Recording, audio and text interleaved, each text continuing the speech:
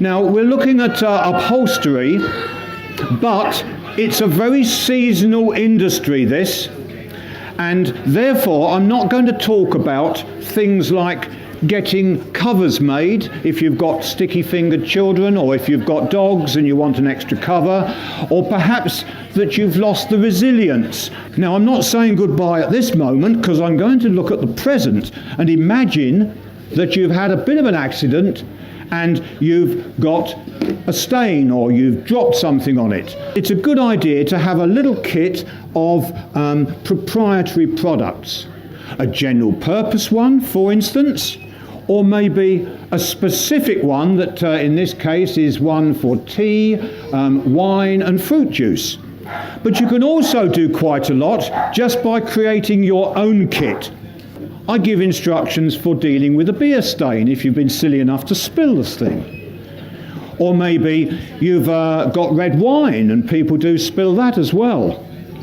And it's interesting that one of the products you can use is a mix of water and white vinegar. But I'm pleased to learn that you can also get out red wine stains if you've got lemons. Now, I hadn't got a lemon at home, but we have got pure lemon juice. And you mix the lemon with salt and you make up a little mixture and you apply it to the stained area as soon as possible. And having done that initially, you clean that off with a little water, not too much, and you then apply a paste which is using, and this is my kind of little very, very miniature washing powder, and you mix this up into a very, very stiff paste, and you smear that over the afflicted area. And when it's dry, after 30 minutes, you brush it off. But you mustn't have a brush that's too stiff, otherwise you'll cause damage. Just a kind of a dabbing action. Marmalade, lovely. Oops, slipped on there. Oh, that's a bit, oh dear, that's a bit of a nuisance. And there it is, Mr. Cameraman. Look at that. Stage one, we've got to clear it off quickly.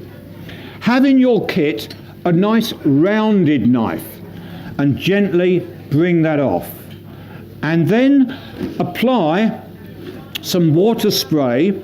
Another thing that is also important, when you're cleaning off, never use a coloured rag. Oh, sorry.